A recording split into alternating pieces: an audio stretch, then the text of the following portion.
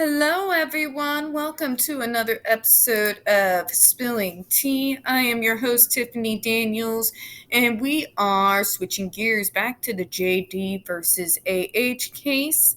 This was dropped the other day by the real Laura B. If you're not following her on Twitter, please do. You can clearly see her handle here. And looks like the tea is that the ACLU actually helped draft, if not at the very least help edit, the op-ed that began this whole mess for AH.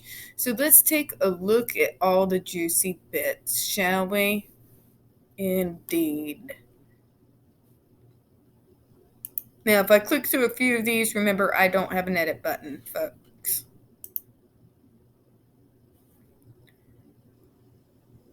Okay, so if you remember, this is from her lawyers.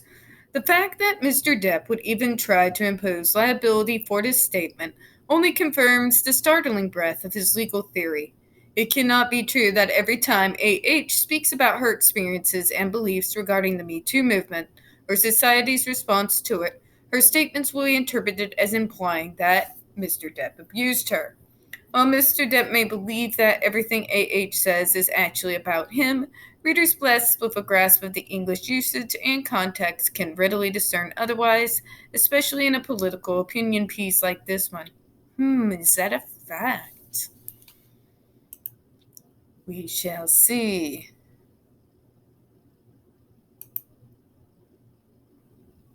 Okay.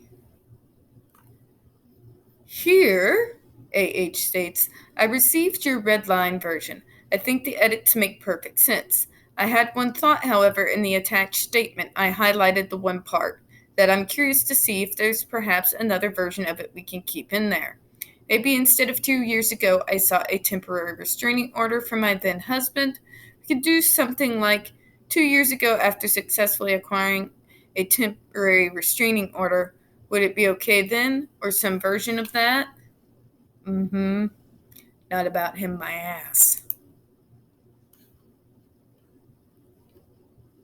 Here we go.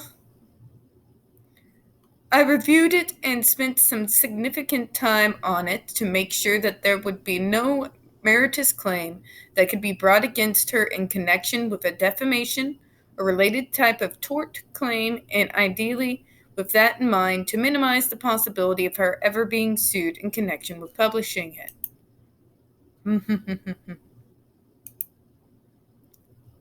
All right, folks.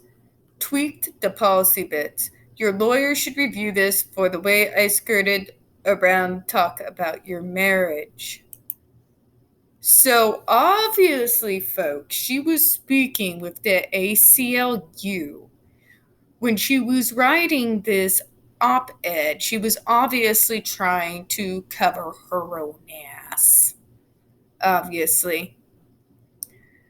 So what I would be interested to see is the original draft of the op-ed before this one went forward for publishing.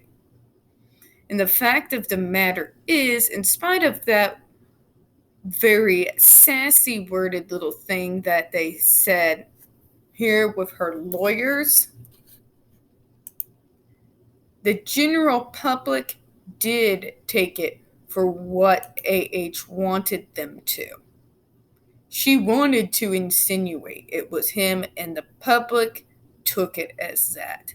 So the damage did get done.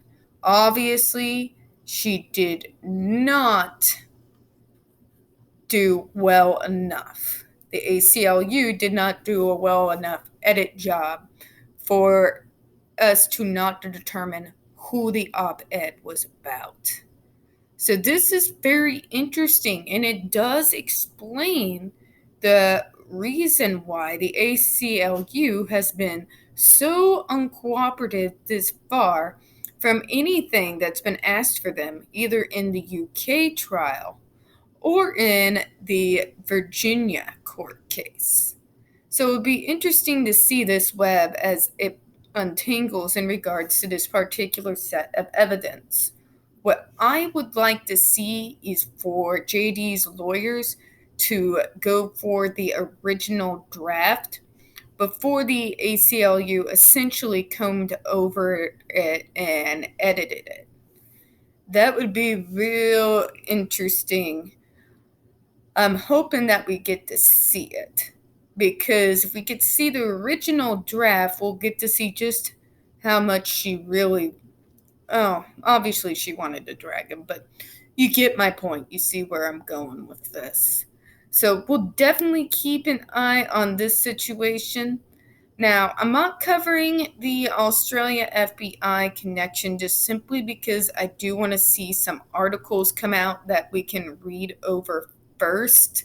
It's just a personal thing. So I will be covering it at some point, but let's let the articles get out there first, and we'll go ahead and definitely cover that as well. And folks, that is all we got for this afternoon. So, one last time today, we at Spilling Tea do appreciate your time today. We do not get that many views on YouTube. However, the few that we do get do tend to get removed. So please don't forget that hit that like button, hit subscribe. Don't forget to hit the comments.